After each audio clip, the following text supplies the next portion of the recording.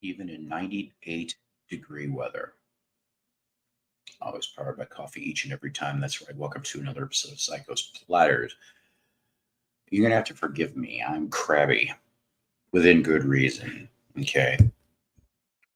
Actually, I know that all of us have crappy days sometimes.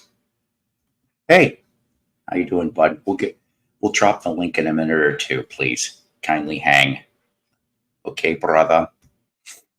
Anyways, so I don't know. I sometimes kind of wonder, truthfully, why I have days off. Because it seems like I get such stress having to try to get things done, and I can't because there's just too many people, being able to do that. Not only that, I had to get some medical tests done. I'm not going to go into it yet. Okay.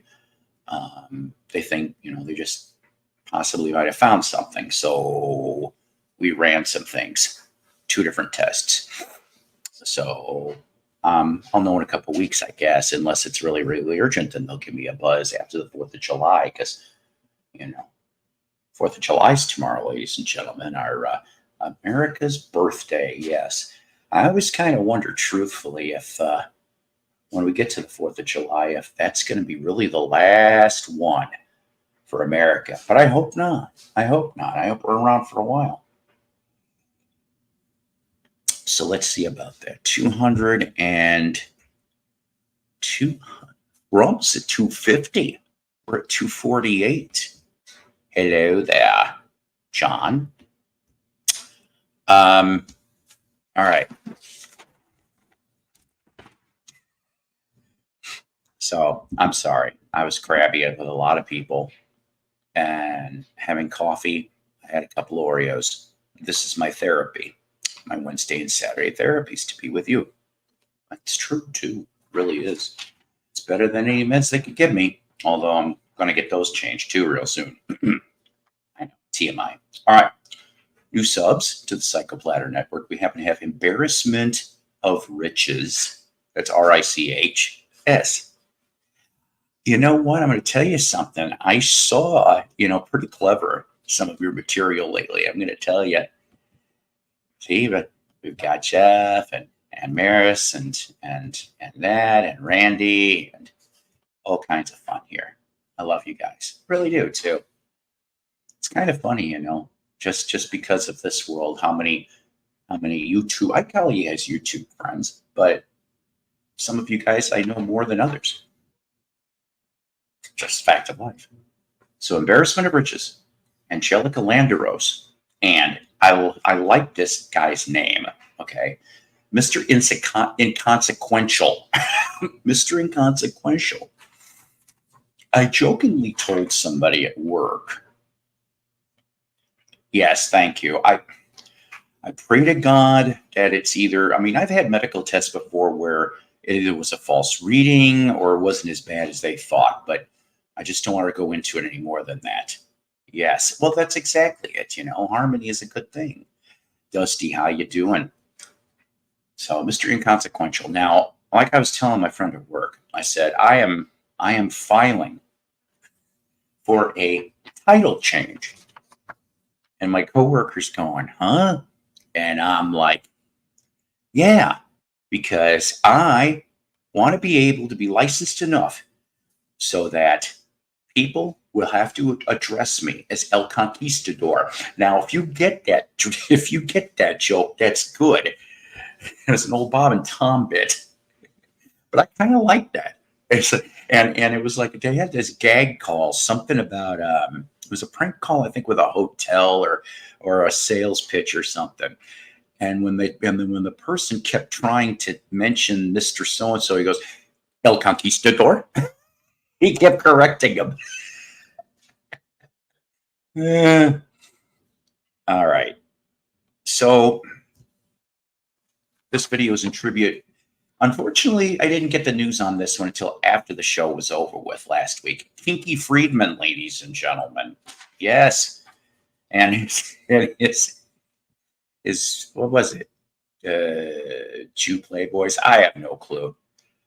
But dead at the age of 79. He made albums on and off from 1973 to 2018, although he actually did cut a very goofy surf rock parody single in 1966, I think in Texas, if I remember correctly.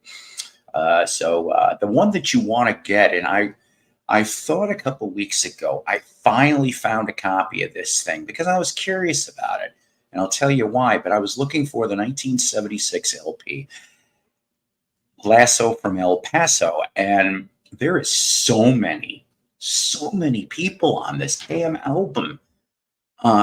Ringo's on there, members of the band are on there, Little Feat, Eric Clapton. I'm like, what the hell? Just on all of them on this album. When I went to go look, the record was cracked in half. Oh, did that piss me off? I'm like, really? Never seen a copy of this in the wild for the 45 years I've been collecting, and probably the last 10 years I've been looking for that Kinky Friedman. One time or another, I remember finding, I think, a signed Kinky Friedman book because he also was an author and political activist. So Kinky Friedman. All right. And also, I know this news is a little old, but we didn't get to talk about this last time. Prayers to Willie Nelson, who had to cancel like a few weekend gigs. I guess he's down to weekend gigs now. I don't know, and festivals and such. The Outlaw Festival he was supposed to be there at, and he couldn't do it. I mean, he's 91 for God's sakes. I think that's okay. Now I got this T-shirt, which I'll explain. It says I may be too old, but I got to see all the good band, all the cool bands. That's not entirely true. I've seen a lot, but I've never seen Willie. Would I like to smoke weed with Willie? The way my last couple weeks have been, I think smoking weed with Willie might be an improvement in my life. Then I could disappear not knowing where the fuck I am for 3 days and land at a truck stop in West Texas near the is Utah border? I don't know. Will, how's it going? Yes. We got a whole bunch today. Nathan, how you doing? Yes. And so that's maybe the only time I'd want to smoke weed with Will. And then Neil Young is another one, I guess. He had to cancel his tour, I guess, due to illness. And I never got to see him either. And so I didn't like all of Neil's material, okay, going back to Buffalo Springfield. But the thing that I always thought that was kind of funny was that in the 80s, when he got signed to Geffen was kind of being a dick to Neil Young, okay, after he signed him, and after the first album didn't get much. I want to say, wasn't Trans the first album on Geffen? I could be wrong on that. I remember Reactor. I think that was the album before Trans. I could be wrong on that too. Let me know in the comments. But so then, just for spite, every album that was in the Geffen contract was something different. That's how you end up with Neil Young and the Shocking Pinks, Neil Young, and it's just like, okay. But he still got MTV video coverage, I'll tell you that much. Kinky Friedman, sorry about that, Doc, and I may have to use him for our Death of the Week Sunday. Yes, you may have to. Oh, no. Ann Wilson from Heart's got cancer? Oh, shit. No, I did not know that. Uh-oh. So I feel like an idiot. Does that mean they're canceling the tour? Because I know they were on the road with Cheap Trick and was it Joan Jett? There's like select cities get, like the one down in Little Rock, which is supposed to be mid-September, is Heart and Cheap Trick opening for Heart down here. I wonder if that means they're gonna have to reschedule or whatever.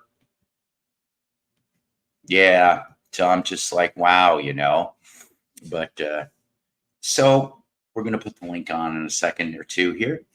So as you could, canceled tour dates. Damn it. Well, prayers to Ann Wilson. I hope, that she can do, prayers of healing to her too. Okay. Because I'm not ready for her to go yet either. Um, I don't know. I would love to see the Wilson sisters. I'm not gonna lie. I like their older stuff really more than their newer stuff. I'm glad that they still put out albums. Don't get me wrong. It's just for me, I would say probably from the first album all the way to okay. I mean, the first album all the way to what was it? Was the last album on Columbia Allies or Private Audition? I can't remember. And I like some of the stuff off of those too. Cities Burning, Allies, all that other stuff. What Allies was co-written by Jonathan Cain, by the way. Most people don't know that, so you got a little bit of Journey reference there. But it just as he was joining too, for that matter.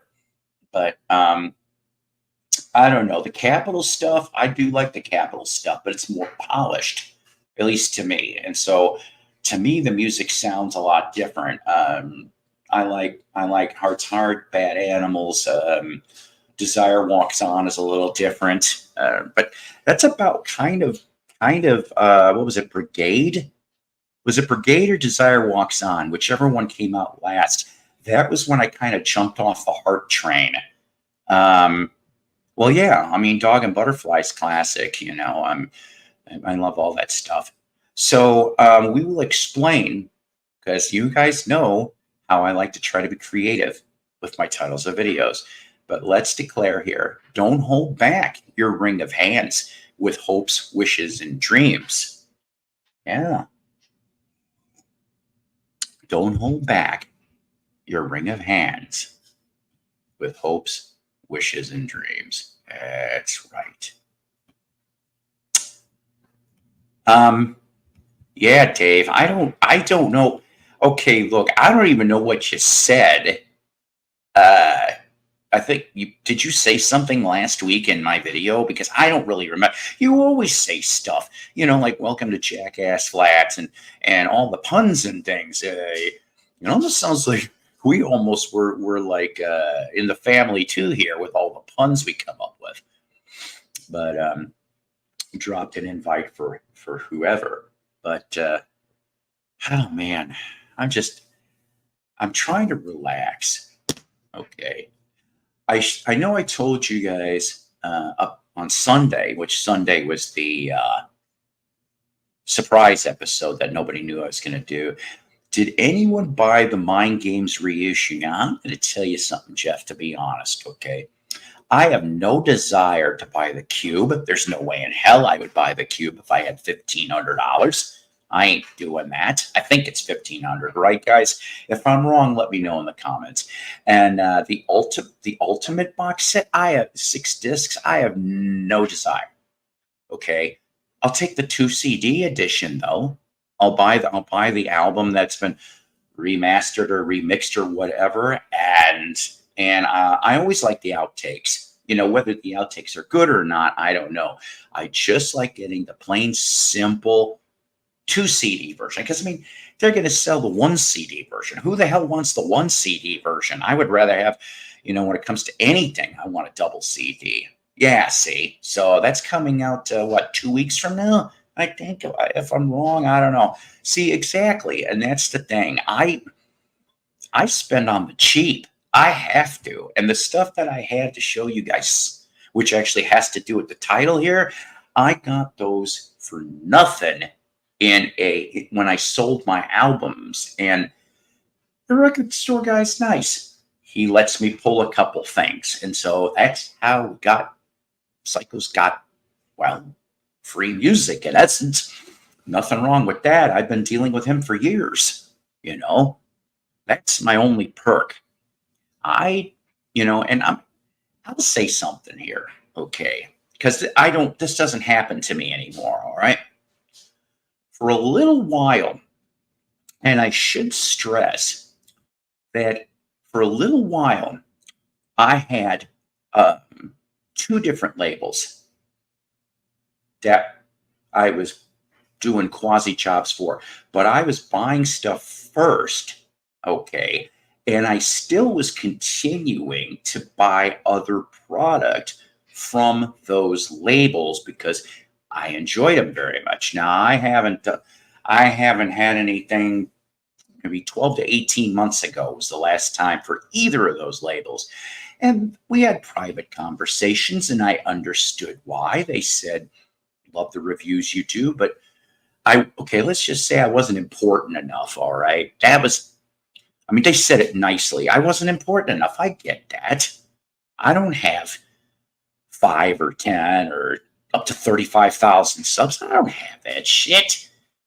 Would I like it? You betcha. But it's all a numbers game. That's all I ever said. To me, it's like a video game.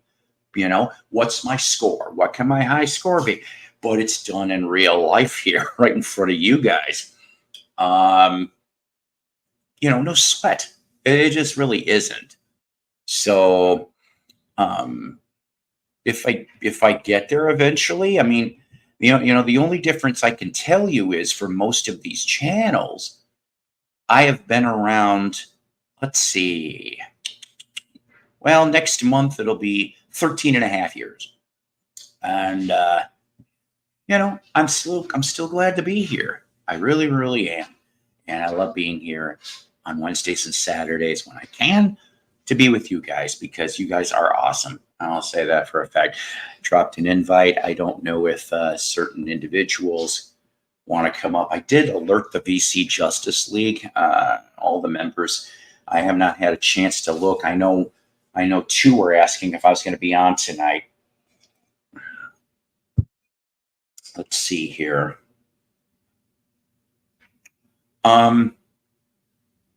While I'm digging this up,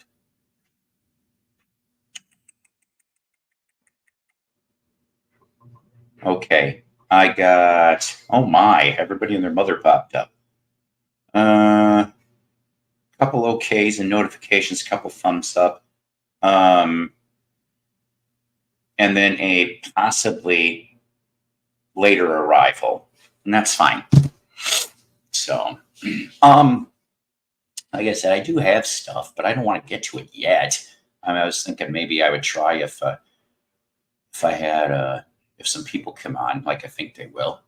But until then, though, I mean, I'm trying to think what other stuff is coming out that I don't want to say that I'm excited for because I don't really know if there is anything exactly that I'm excited for. I'm not really super excited. The shirt says, I may be too old, but I got to see all the cool bands, which is a lie, unfortunately.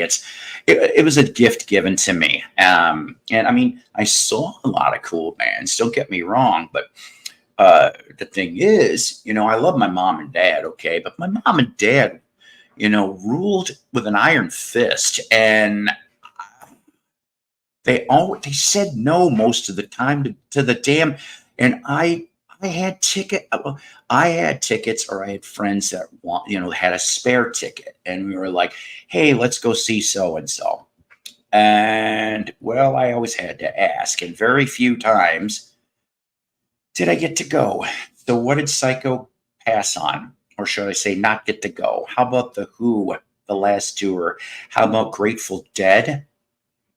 I mean, even when I left the house, I had a hard time getting damn Dead tickets, even to almost till the end. And even my boss was a dick on that last Dead show. But I've seen video, and I didn't want to be at that last Dead show. God, I felt sorry for Jerry. I really did.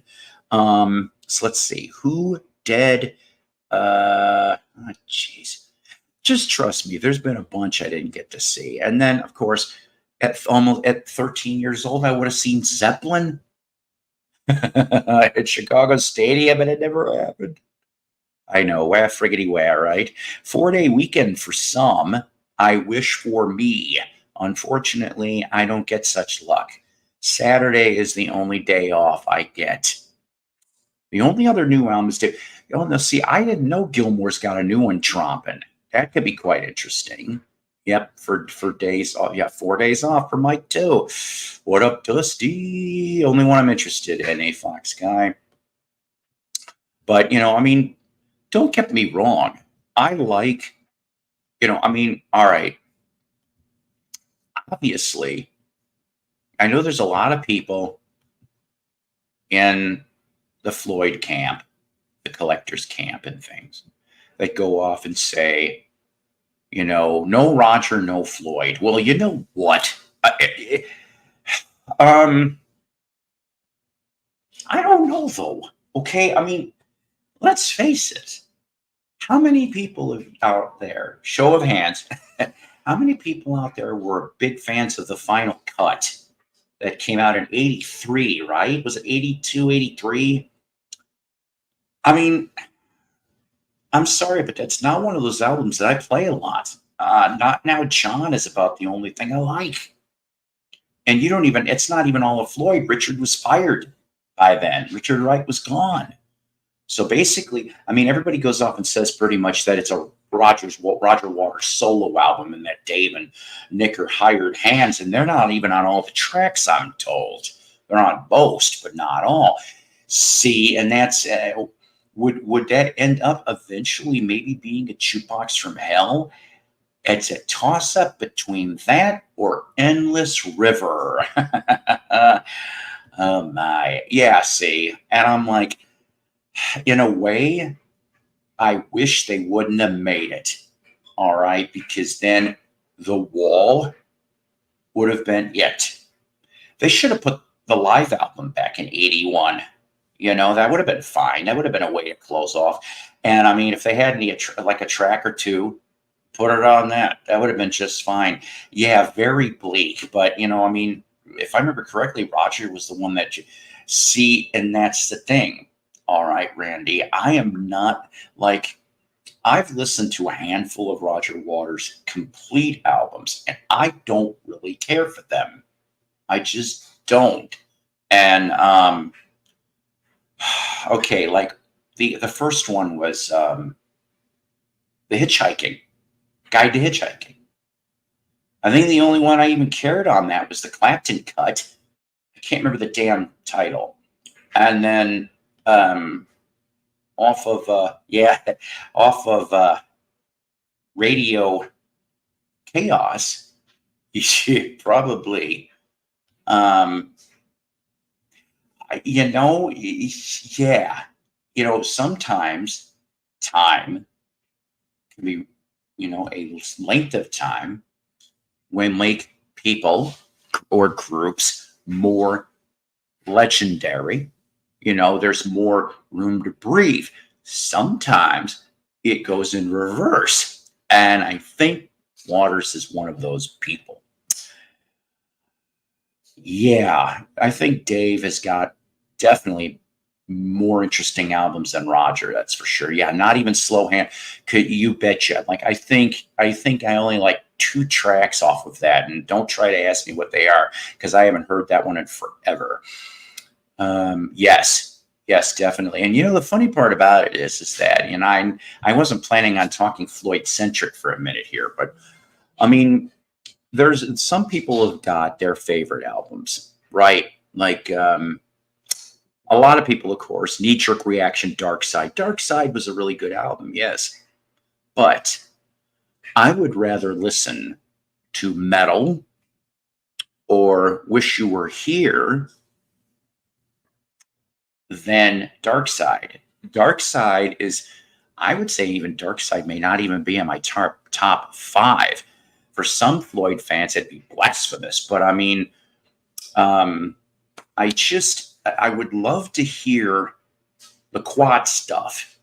And like I said, I think Dark Side and Wish You Were Here were in Quad. I don't know if Animals was. Oh, definitely. And for Syd Barrett to pop up out of the woodwork while they're recording Shine On You Crazy Diamond, I'm just like, what? It's crazy. Very much great albums. Someday, I'm not going to hold my breath. I mean, it's not even on my top 10 want list. And I guess I'd settle for a stereo copy, but I really want a real true mono. I want Piper at the Gates at Dawn, an original, because the Syd Barrett stuff even though he ended up being an acid casualty.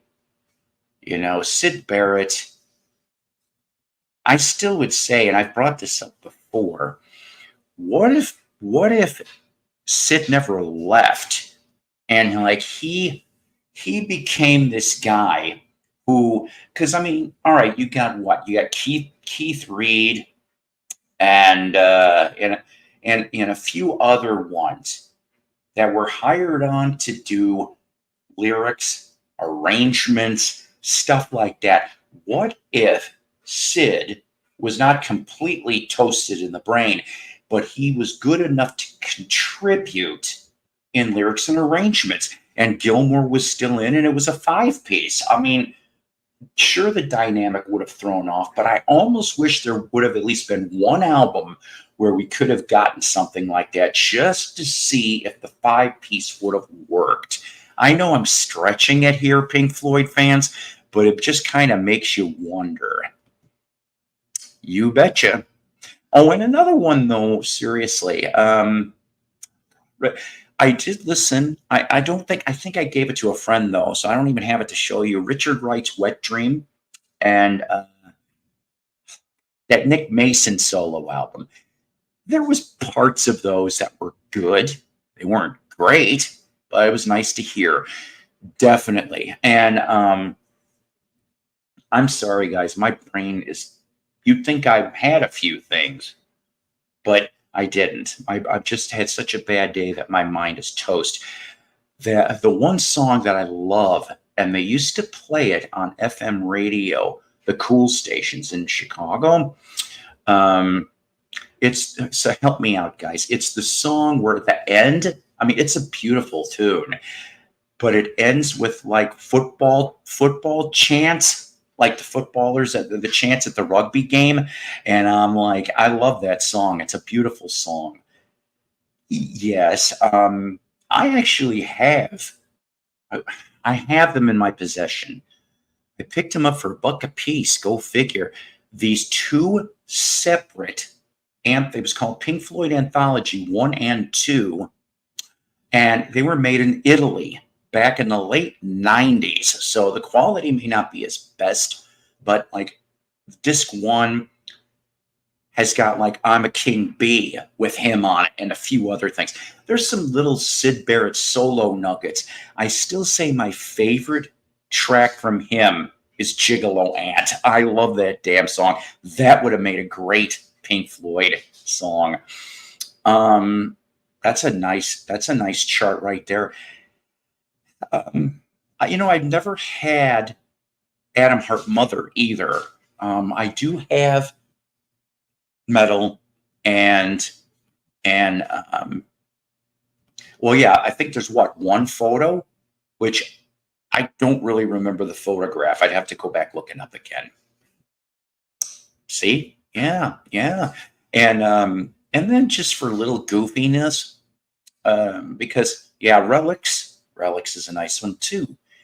Was it Fearless? It's like I can't sing really, but it's like do do do do do do do do do do and it's like in the end it all ends up, you're hearing all these these punters chanting, and I'm like, I just thought, what a strange way to end that. But I mean the last Italian bootlegs on CD, and the last thing, if I remember correctly, was Jug Band Blues, which was on the second album. Was the last thing that Sid did with the band. I really wish there was a tape, and I don't know if it exists or not. Pink Floyd was on Dick Clark's American Bandstand. Can you imagine that?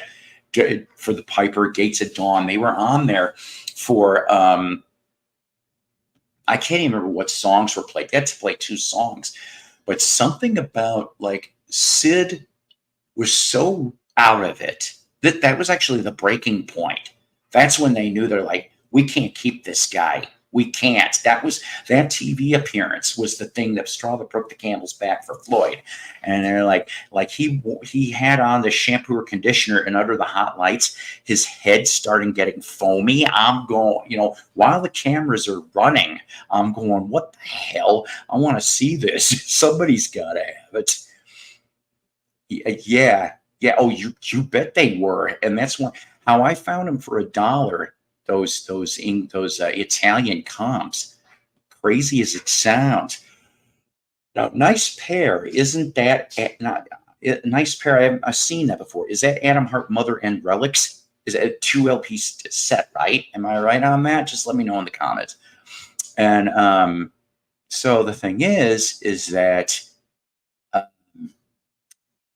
there used to be this junk shop just outside of town, like on the border of Rogers and Avoca, which is Avoca's a more podunk town than Rogers. But there was this guy, I got a phone call. This Jess was still alive. So this was 5-6 years ago. And he's like, I have a bunch of albums you may be interested in. Cool. I'll be over there. I tried to go there the first time. And unfortunately, he got delayed. So I had to go back the next week. And I'm so glad that I went back. The albums were shit. The CDs, on the other hand, I ended up now they were $1 a piece. I'm not kidding you. I probably over like a 2-3 month period, I spent about $100 to $125 in CDs at $1 a piece. And some of those CDs were hard to find. And those Italian bootlegs were in there, and the original price sticker, I left it on there, and I think it was like $79 or $89 or $99, and I'm like crazy. I have a CD of early singles and an unofficial CD, Pink Floyd ballad, Softer Songs. Yes, his hair melted. Yeah, I might as well. Yeah, especially if I guess you're on acid, you might think you're. Do you have Umaguma? I don't. I got to admit that. I've come across. Oh boy. I had at one point in my collection, I had more Saucer Full of Secrets, Metal, didn't have, like I said, I had the soundtrack to Zabriskie Point, minty, original, found it at a library book sale for 50 cents. Floyd's on there, if I remember correctly, 2 cuts. So were the Grateful Dead and a bunch of other people too. Of course, they reissued it on vinyl. And if I remember right, it's on CD too. And if you get the CD, I think there might be a 3rd Floyd track. I could be wrong on that, but that would be cool. Yes, the Moore soundtrack. Yes, Pipers and Saucer Full of Secrets. So Saucer Full of Secrets is the one with Jug Band Blues, right? Which was the last thing that he did for that. What's up, Paul? Well, what's up, Dave? So there's a huge early days box set with, right. I know, I'll tell you this much. I went to a pawn shop. This was a couple years back. I actually came across a copy of Pulse, and the light still was blinking. I don't know how many years that battery's good, but that damn light was still blinking on that thing. And I was willing to buy that damn thing until the pawn shop dude, he knew. He wasn't dumb. I think it was $99 was how much they were charging. And I'm like, I'd laugh if he still had that damn thing, and I'd be going, hey, you guys have had this for years. I'll give you $50 for it. I'll give him a reverse Pawn Stars. I'll look at it and go, yeah, I think the only thing I could give you is 50. Yeah, Zabriskie Point. Yeah, and like I said, I was very surprised to find that. I never saw it. I know what you're talking about, but I never saw it. Umaguma, you know what? Very collectible, James. I don't know. Every time I've come across that album, which has been few and far between, I always look to see if that damn Gigi soundtrack, because if I remember correctly, the story went that when that album came out and the dude that wrote the Gigi soundtrack was getting ready to sue their ass, and that's the reason why they had to change it. Okay, good. I was right then. Yes, CD had three. Oh, CD had three Floyd cuts. Okay, I guess my brain is good for useless music trivia. Do have Dark Side of the Moon? Yes. The early days, best of CD creation 2 CD has since a brisk. Oh, good, good, good, good, good, good. Now, like I said, if I could come across, I don't know if they ever made it on vinyl in the UK. They never did it, to my knowledge, in the US. I know that there was 8 tracks made for Dark Side and Wish You Were Here. Okay, so you took the battery out of your Pulse CD. You could take them out.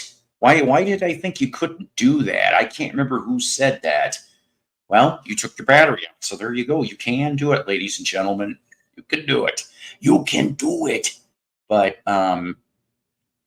so I will say this, even though it was a little bittersweet, in my opinion, I was really happy to see them at Live 8 get back together. To tell you the truth, that was kind of maybe the holy shit moment of Live 8. Okay. Live 8 was great. Live 8. And Live 8, if I remember, was 05, right? So obviously I didn't get to see it as it happened, but I saw it later, courtesy of YouTube, and I was just like, wow, that they at least could bury the hatchet enough to do this. And if I remember correctly, they also got back together briefly for Sid's funeral. So there was like different ones here. There you are. Well, you know what? That's pretty interesting name you dropped there, my backstage guest. I know of that person too, barely. Ladies and gentlemen, my first guest, he worked at a TV station in Detroit for many, many years. And nobody really knew the identity of this gentleman. And I hope he quite is okay with this. But ladies and gentlemen, this is the operator of Camera 4, Sir Greg Gasly. See what I did there? Yeah. Oh, I used to love him. Oh my gosh. Okay, so was that Detroit also then, I take it, huh? Because I don't know if I know the name. I don't even know if I remember seeing any clips. Saturday afternoon in Detroit when I was a kid was just incredible. Just incredible. So was that before Ghoul or after Ghoul? Let's see. Ghoul was on Saturday nights at 11:30. But during the day, we had like big time wrestling. We had roller derby. Nice. I mean, Ooh, I love me some roller derby. You had Sir Graves Gasly and oh my gosh, Creature Feature. Oh, you had a Creature Feature too, huh? Yeah, we had ours. Oh God, I got to think about this. Oh shit, late 60s, early 70s. Elevators kick ass. Yes, Detroit on Saturdays. Randy says. Yes. So I'm trying to think though. So like, all right. I did some research. I have a very cool book somewhere. I don't know where the hell it's at. It's only about that thick though, and it's the history of horror host programs, going from Shock Theater in the late 1950s, which there's very little footage, very little on that show, to Creature Feature, which I got to. YouTube has got the beginning. It's got the intro piece, which I'm like. When I saw that, I said, my God, I barely remember this, because they would show them in the early 70s too. And it was, the guy was whispering, he'd be like, and the music behind it, like it was tack piano, and it would make your hair stand up, like for a little kid like me, I'm like, holy shit, but I was enjoying eating the Jiffy Pop popcorn. But then Pop, there we go. Jiffy Pop, Mom and I, and so the thing is that we'd go from that to, and I barely remember this because we're talking, I was 3 to 6. Right. Screaming Yellow Theater. Screaming Yellow Zonker. That's where they got it from, Screaming Yellow Theater. And it was the original Svengoolie. and I barely remember. He was completely different than Son of Svengoolie. This guy was wacky, but I saw how Sven ended up recycling some of these bits years later. Right. But I'm like, even when he would do them, when Sven would do them, I'm like, oh my God. Well, then what happened was in '73, they unexpectedly get canceled because Channel 32 gets sold to Metro Media conglomerate that owned like 10 stations. And who happened to own, oh boy. So if I remember correctly, that conglomerate, it was either Michigan or Ohio.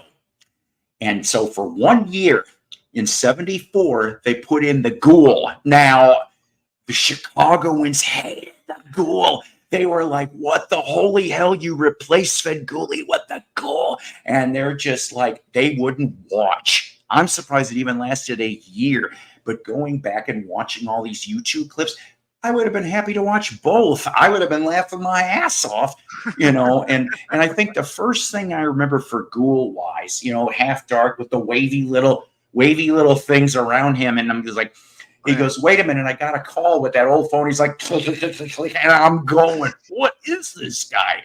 And I watched every damn available clip I could fucking find. For the Ghoul. That's me too. Oh. Yes. And then let's see. And then we had before Sven. Yep, he was out of Cleveland. Yep. Yes. Before Sven came back as Son of Sven, which believe it or not, there was an audition tape made. Svengoolie, okay, so Rich Koz was dressed like the original Svengoolie and comes out of the coffin. They only do a little bit of that. And then they're like, they watch it and he's like, and even Sven is going, you know what? You ought to just do your own thing. Because, I mean, this doesn't really work.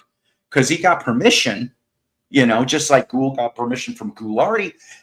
Ghoul, so Sven got permission from Sven. And he's like, okay, so I changed the whole damn thing. So we had another show called Monster Rally, which was the guy that originally did Ghoulardi. What's his name? Ernie Anderson. Yep. He went on to be the voice of ABC.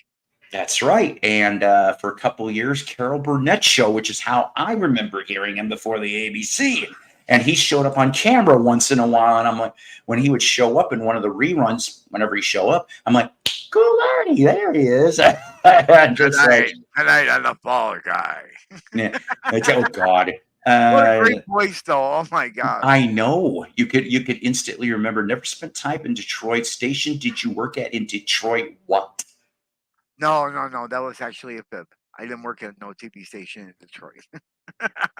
I wish. We had Solid Gold that was scary enough, which is true. Don't get me wrong, but there was a couple interesting. Marilyn McCoo. Oh, yeah. She's still gorgeous. And was she like 80? Yes. And you maybe didn't have to be a star, baby, to be in her show. Oh, I would have paid to be in her show.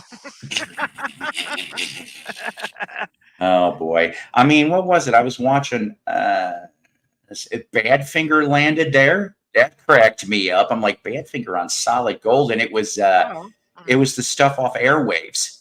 I think they played one off of there, and then it was a classic song, but I can't, maybe it was Baby Blue or Day After Day. I can't remember. And then another one that was Gurus end up there. The Hoodoo Gurus landed on Solid Gold too. Yeah, they did. What's My Scene? Wow. It's like, oh, is that awesome? The one that was really goofy because they were a little cleaned up, Molly Hatchet. I'm like, in '84, I'm going, what the fuck is Molly Hatchet doing on Solid Gold? If you're driving along in the car and you hear Flirting with Disaster, are you waiting for that one part saying, go, bop, bop, bop, there? I really wish I could have seen him like that. Unfortunately, that wasn't the case. And any of you people, I said you people, you'd have to go, I mean, it was very spotty. So either you saw him during the first two tours, or when he came back in '83 to about '86. If you saw him then you saw them at their ultimate powers. And then by '90, it was a threadbare. You had DJB till '95, and that was the end of that. Hey, Paul, yes, sir. My T-shirt ought to cheer you up just a little bit. Okay. Can you Oh, see? oh yes, yes, yes, yes, yes. And I love back in it. Yeah, I remember when people were bitching, the parent teachers, that when because these kids are going around, suck it. Well, you know, even they said even grade schoolers, and I'm going, well, obviously they really don't quite know what's going on yet, or you'd like to My think son is a so. huge wrestling fan, huge, Uh, still, and did he's you like get 23. did you get a chance to tell him who I saw? Oh yeah, I showed him. I'm trying to He's, think he's like here. he met Cowboy Bob Orton. I'm like, yeah. I'm like I said, I got the pick because my God, it cost the most expensive was Lawler, but I heard this is his like final go around. He's not Oh, going to be doing but them I love to meet anymore. Jerry. Of course. Oh, I think I could be wrong on that, but I could have sworn that that's what he said in like weeks after the stroke, that this is maybe his last go around. So oh, you might just have to look on his website, but I I'm love trying. Jerry. Love him. Yeah, I know, right? He was so Yep. nice and so quiet, though, too. Except Um, Andy Kaufman. oh God, oh God. But That you know was what? that was the bitch slap heard around the world. Yes, but boy, they fooled me. They fooled me because I They really sure thought that did. was real. I'm like, son I of a did bitch, too. they got me. All right, so let's see. I'm sorry. Yeah, they were bad actors. Shit. Shit. All My right, so ass. I'm gonna make myself big for a second. I hope maybe you guys can see it because there might be a glare. But there's there's There's me and Cowboy Bob. There's Bob. me and yeah. Shit. There's me and Bob. Only Okay. thing that only thing that could have made that picture better is if Roddy Piper was there. Oh, no kidding. I always wanted to Uh, meet him. Me and my manager Donna and Jerry the King Lawler. I love Jerry. Yes, he was not. He did most. Yeah, and then lastly, me and Donna with Dr. D, David Schultz. So that's my three photographs of that. But I took, her photographs were way better. She took hell of great shots in action shots too of Right. almost every wrestling match, and I was like, wow, it was really incredible. Hey, I became a DX fan Oh because of what yes. because my son showed me this one clip and I went, oh my gosh, that's fantastic. When Shawn and Triple H came out there dressed as the McMahons.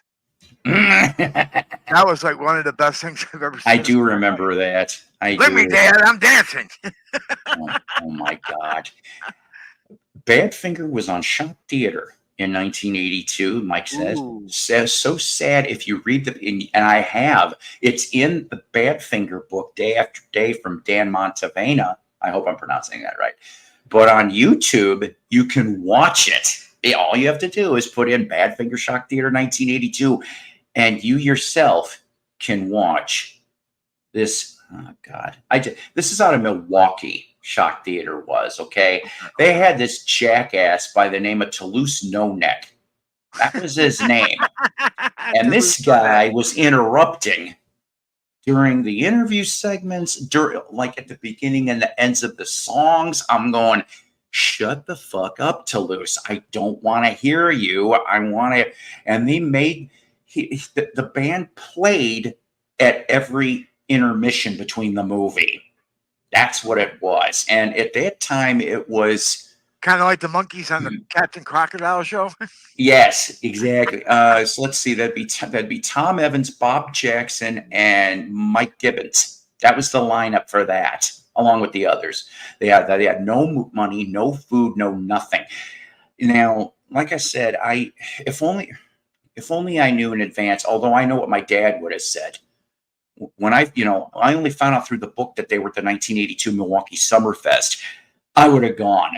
And I'm told that even at Summerfest, they only got like half crowds, but I'm like, but they gave it their all. And I that would have been better than nothing. And F. Stan Polly is right. Yes, the entire performance is on YouTube. You betcha. Badfinger, Shock Theater, 19. Oh, God, that's right. And the Dancing Girl. I forgot. Yeah, we don't know why the hell she was there, but she was there going, yeah. And I'm like, maybe it was Toulouse's girlfriend. You know that good old hook they used to do at the Apollo? They should have fucking did it to the Dancing Girl and Toulouse no neck. All right. You're up here, sir. So anybody out there, before I start doing this, anybody want to take a guess at today's title? Don't hold back your ring of hands with hopes, wishes, and dreams. Don't hold back.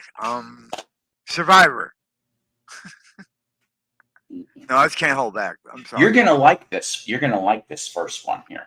You will, because I didn't have a copy of this. I only had a copy of the first LP. This Really? band, early 70s. And we've talked about them before, believe it or not. Sorry, I'm reading my notes. Did I not? Uh-oh. Shame on me. It's early 70s, kids. Trust me. Ooh. So I had their first album. And if I remember correctly, they only made 3 albums, this trio, before they broke up. Blue Cheer? No. But the main guy would end up being popular again in the late 70s. Sky. Yep. With Doug Feiger. Yep. Who, of course, would go to the Knack. And here's your front. Here's your back. All right. Some of that stuff has come out. The cover's a little bit, obviously, but what do you expect for free? And then, of course, you're looking at this, but not Dynaflex. That's weird. How about that? Not Dynaflex. Ladies and gentlemen, my next guest comes all the way from out west. When he was a kid, sometimes, like this TV show would go out to real forts, and they went to Fort Laramie, and he was an extra on F Troop. Ladies and gentlemen, Wyoming Dad. There he is. What's going on? Oh man? Shit! Where'd you go? There you are. F Troop. Look at that. He already cuts off. Look at that. Leave him wanting more, Dave. Leave him wanting more. For you guys. Mike, go listen to him on YouTube for a nice test run. This is what I do about all these bands that, now he's a Cheshire Cat.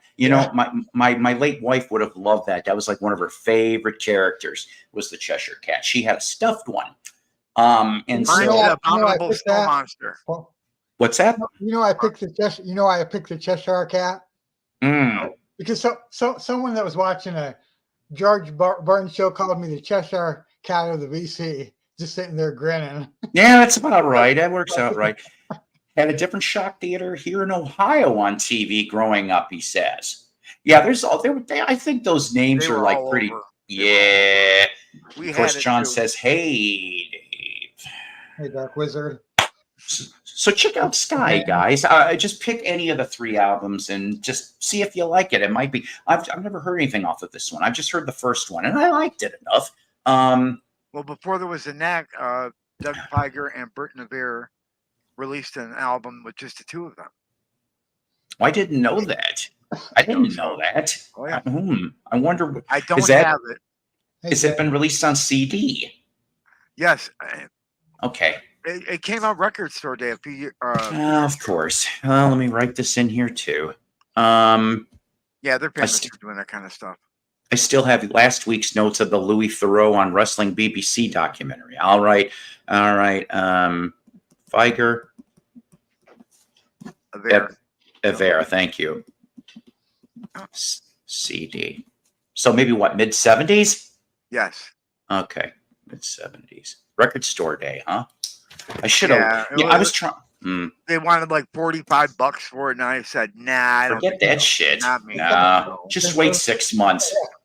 Just wait 6 months. They'll drop the damn price. When I went to the record store today, okay, I know I was looking through there, and he does have record store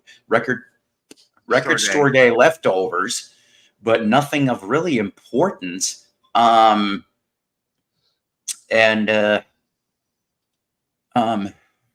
because I was hoping for that monkey's. That monkey. Oh, I like that. There you go for your back. I said I was hoping for that monkey's BBM. Anyways, nope.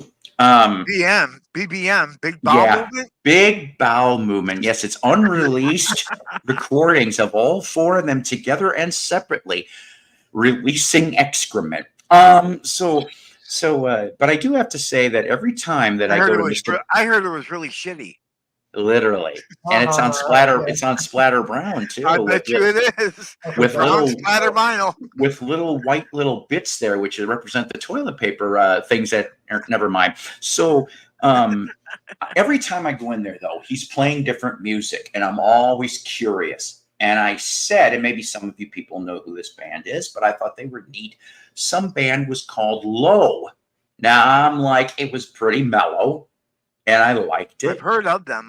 Yeah, exactly. There's a lot of bands I've heard of in name, but I've never heard the music. So then he brings on, which connected to, and he pointed to the sign, Godspeed You Black Emperor, which somehow Lois got some type of connection to that band. They're quirky, at least what I heard, because then he played some Godspeed. And Godspeed is coming to George's, which is like a 200, you could cram them in a box, 200 people in Fayetteville downtown in November. So I need to listen to some more to see if I maybe want to go and see Godspeed. It's different. It's different. Right. All right. So part 2. Yeah. We know what Don't Hold Back is. Your ring of hands, which in reality is really ring of hands. See, I try to do connective words. So ring of hands. Anybody want to take a guess as to this? I do not know. This February 1971 LP. Was it Argent? Maybe. Holy shit! What? Right off the box, you should get a bonus point. It is Argent. Ring of Hands. Now, this cover reminds me of some Marshall Brodeen / Wizzo trick. Don't ask me. If you don't know what that is, don't worry about it. And America's favorite magician. I just knew they did an album with that title. Hi, everybody. I'm Marshall Brodeen here for TV Magic Cards. Anyways, Yep. Or what I like on the Bozo Show, when he beat Wizzo, and he had the Stones of Zanzibar, and then the band would play, and he'd touch the stone to whatever, and he'd go, doody, and I'm like, I lost it. He lost it once or twice too on camera, and I'm like, doody doody do. But I thought Bozo got better like in the 80s / 90s in Chicago with Cookie. Yes. Because they started using more adult humor. And I'm telling you, those guys were classic. I think the last couple of years, okay, Bob Bell, I think he wanted to get out the last 2 to 3 years before he did in 84. I'm sorry, but like the early 80s to when he left, he looked a little, at least 2 sheets to the wind. No wonder why Matt Groening used him for Krusty, along with Bobby Bittman from SCTV. So here's, of course, your nice, beautiful Epic label you can look for on this. Now, that one, you get some interesting tracks. Okay. This one will get you. One of the cuts is called Cast Your Spell, Uranus. I said Uranus. And Uranus. Yeah. No, that would be the scum that's left on a urinal. Okay. And gross. Yeah.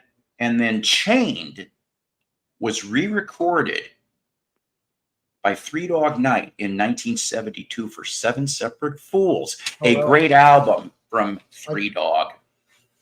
Especially if you got the playing cards, those big ass playing. I had a copy of that many years ago. All right, I have that, but I've got a copy of Big Bamboo with the rolling paper still in it. You know what? I am jealous about that, and I am pissed off that when I went to Jonesboro, because somebody showed this later, that they snagged it in Jonesboro for $1 at a resale shop with the paper. I'm like, son of a! I'm like, are you kidding me? I got mine for $3 over at 2nd and Charles. That's See. Cool. Yeah. That's a chain, isn't it? Because I started hearing that name, Second and Charles. Yep. I think there's a Second and Charles in Colorado. I've heard about. I really wish they'd give us either a Second and Charles or a Half Price Books down here. Even though Half Price is getting nuts on their prices, I'm told. I've never been in one of those Half Price Books. I'm going to tell you what the most fun for the Half Price Books whenever I went is either the outlet stores, which I picked up an OG Buddy Holly. Wow. Cool. Okay, and for $1, and Wow. it wasn't all butchered up.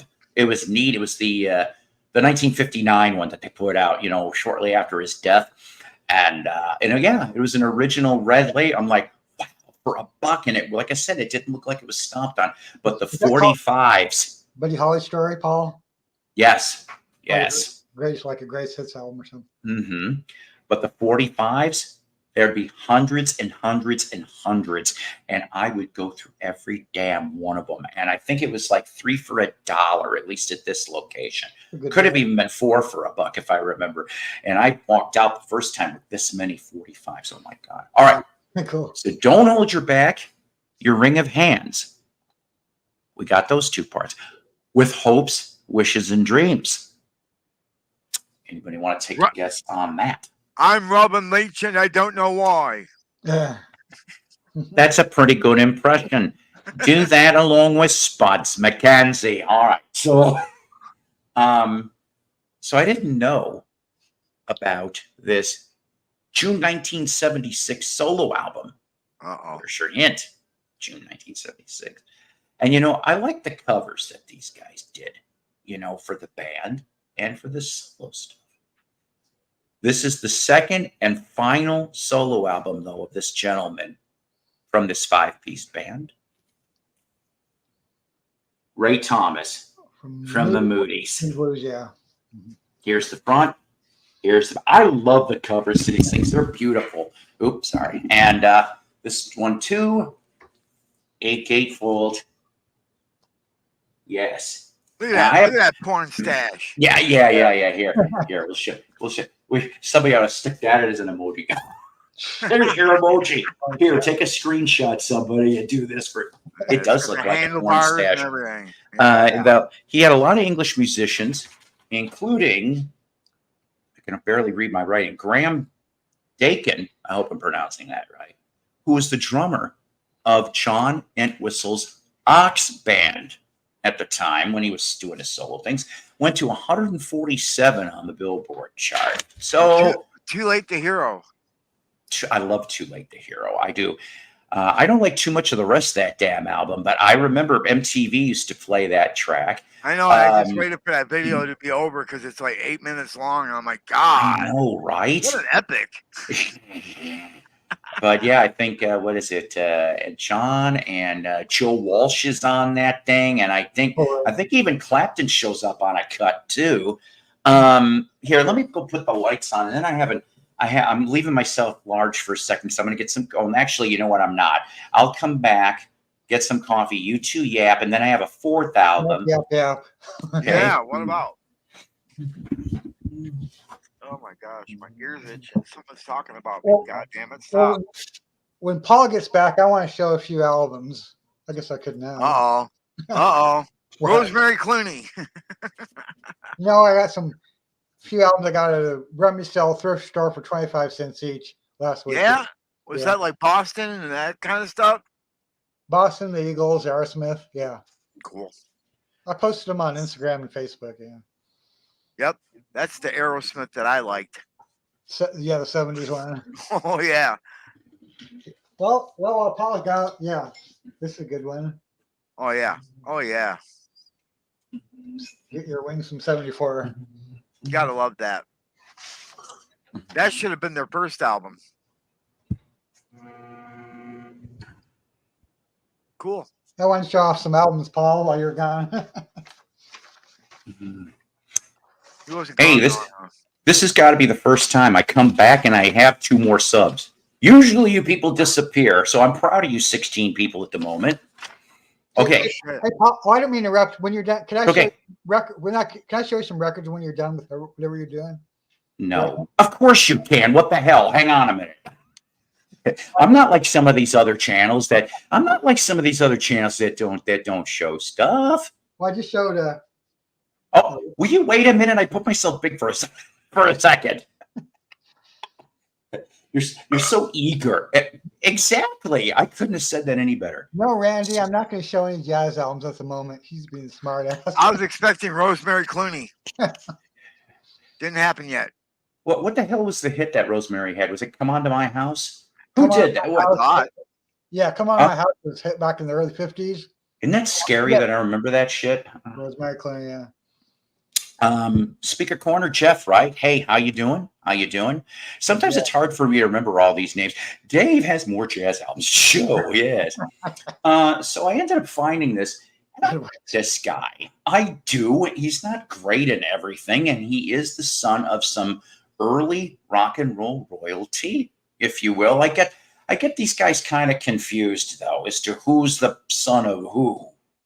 But this gentleman had a decent solo career. It wasn't great. He was in, let's see, in the 80s, he was in a weird offshoot group with a member of Fleetwood Mac, and he would end up joining Fleetwood Mac from about 1988 to about 1996, 97. We're talking about Billy Burnett's "Try Me." That's right, "Try Me." Here's the front. Here's the back. See, look at him being Burnett. Yeah, look at him being studious on here, right? And then you got this. It's on Curb, okay, MCA Curb. Now the people on here, because there was a hand. I always look to see who's on these things. And so basically, you've got Steve Cropper pops up on here. It's not on there. You know, one person that's not on there. Who's that? You're right. So let's see. You've got Steve Cropper. You have George Hawkins, of course. He was in Muscle Shoals. Curly Smith, okay, who he was in JoJo Gone. He would end up later going to Boston around between Third Stage and Walk On.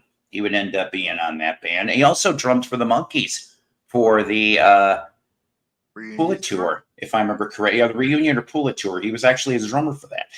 I mean, there was a very strange band in that lineup for that. You had Mark Clark from Coliseum, Natural Gas, Uriah Heep, and Rainbow. He briefly was on tour with Rainbow in the 70s. Landed the Monkees in the mid to late 80s. Go figure. So Natural Gas, really. I got Natural Gas. Yep. Mm-hmm.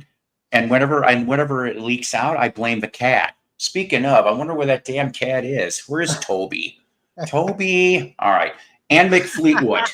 So you do get at least one member of Mac. Now, I saw a shitty version of Fleetwood Mac back in like the late 80s. Johnny was. Oh my gosh. Oh, wait a minute. So let me guess. Was it the Greatest Hits tour? Who did I see that was in that band? Oh, because now you're going to stretch my brain here. But it had Mick Fleetwood. Lindsay. It had Mick Fleetwood. It had John McVie. Right. The guy that did.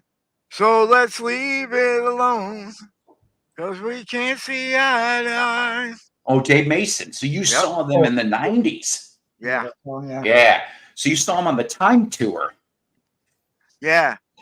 Oh my God, I am so sorry. That's like one of those things that a lawyer would go, if you ever bought the Fleetwood Mac album Time or went to see him on tour in 95, 96, you may be entitled to some financial compensation. I know there was no Stevie Nicks, no Lindsey Buckingham, no Christine McVie. I'm like, oh my gosh. Yeah. And see, now early in the tour, Christine was there, but then she disappeared like after 10 shows. She's like, I had enough of this shit. And I'm like, oh boy. Was Foreigner opening for him when you saw him? Because Foreigner opened for Rockford. The Mick Lou Foreigner. I can't remember. But anyways, yes, Johnny Burnett was his uncle, and if I remember correctly, Dorsey was Billy's dad. I don't, but you betcha, rock and roll trio. Train kept a rolling. I had the pleasure of interviewing in print Paul Burleson. He's gone now too. Hey Ben, how's it going? Randy, Rich, hi Paul. Just saw you there. Yeah, well, there's a lot of me. It's really hard not to see. If see or hear me, because I'm an obnoxious son of a bitch. Thump. Dave Mason was in traffic. He was in his own solo thing, and but the offshoot band, by the way, was Mick Fleetwood's Zoo. That's right. That was the album where Billy Burnett and Becca Bramlett, and here was a strange one. At least Mick was willing to try. In that band, he had Billy Thorpe, Mr. Children of the Sun. And he was in that band for a little while until they were not making it. They never went past club tours. So if you went to some club and you saw Mick Fleetwood's Zoo, well, good for you. I don't know. I wasn't around to hear it. And yes, Becca Bramlett, I'm going to tell you something. I really didn't care for her voice, but boy, was she sexy looking. Oh, my God. Delaney and Bonnie's Kid. Well, that was Delaney, Bonnie's Kid? Yeah, okay. I don't know if I'm going to have to write this down. Eager Beaver, baby, huh? Oh, boy. I don't think I've heard that. I don't know. Anytime that I ever remember hearing on the radio, "You're 16," creepy coming from him. I can't listen to that. I'm sorry. So see, maybe he has to go from "You're 16" to Eager Beaver, baby. Right? In concert. Oh God, that'd be so. But Dorsey, he put a cool one out. I think it was called Tall Oak. I actually like that song. Yeah, it was on 45, and Tall Oak Tree, yeah. A tree grows in Brooklyn. Oh my! You know what? I wouldn't have known about that if it wasn't for Bugs Bunny. I'm still gonna show. Get Your Wings. Yeah, second album, right? If I remember correctly. Yes. Right in their full powers there. That 70s stuff is the best. These I got from a Remy cell for 25. Of course. Yes. Those first 3 albums are the best. Yeah. And I love how they barely even had to do anything. Those demos were that good. Oh, there you go. The first appearance of Don Felder. Is it textured? Oh, this is their. Yes, it is. Yeah. Good answer. Yes, because that's your original pressing. Is if it's textured. So good for you on that. Well, and if I remember correctly, he shows up on Good Day in Hell. That was his appearance. There you go. First album. Yes, I love. Cover though. Yes. No. Yeah. The one you want to look for, and if you ever find one, it's a collector's item. Desperado in a gatefold.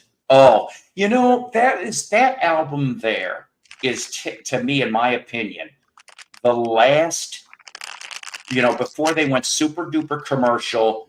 Yeah, with Bernie still being there. And I'm just like, it just changed. It shifted seismically between that album and Hotel California. Yeah, and I love Hotel. Don't get me wrong, but I found that one.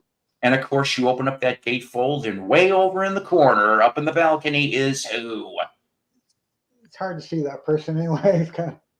Anton LaVey, head of the leader of the Satanic Church, because it was his house that they took the picture in. It's in the corner right here, but it's hard to see. Yep, it was his house that they took that picture in. So I got all the Solid Eagles albums except for Desperado. See, there you go. Now that one there, I really wish I could. I mean, there's a couple good ones, but yeah, I mean, I like the band. Okay, they all called it the long one because it took so damn long. But Disco Strangler. Come on. Oh, you like this one? Classic. Oh, I hate that album. I like that album. I think that's Jim Steinman, the songwriter. I like how Meat's like, Steinman looks like a smart ass, and I love how Meat looks half drunk and he's like touching her ass. That's great. Coolest artwork in the world too. Yeah, yeah, definitely. So basically, if I remember correctly, it's of course Meatloaf, some members of Bruce Springsteen's E Street Band. There's also, I think, Todd and Utopia. I mean, you got a whole bunch. Uh, Max Weinberg's out there. He's from Bruce Springsteen, isn't it? that's right, Mike. Another band I didn't like. Who, Aerosmith? No. Yeah. Bruce Springsteen, the E Street Band. Oh, I don't. I would say that. Oh, there you. Oh, you know, she was always so beautiful. Yeah. She was. I'm telling you. Oh my damn gosh. Damn it that she got Parkinson's. Shit. Hit album, yeah. You're No Good. Even when she gained her weight and she did those Spanish albums, man, she was still hot. She still had the voice. No, she was still hot.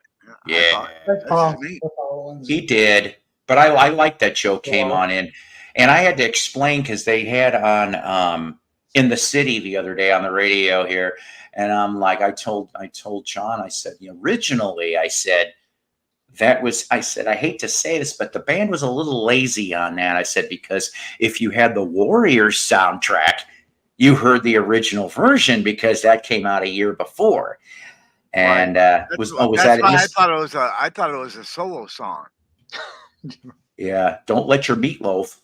You don't want to do that. I met Meatloaf at Disney World on the Matterhorn line when I was in 7th grade. That's pretty cool. He was good in Wayne's World. Yes, he was definitely the shitty Beatles. A dead ringer.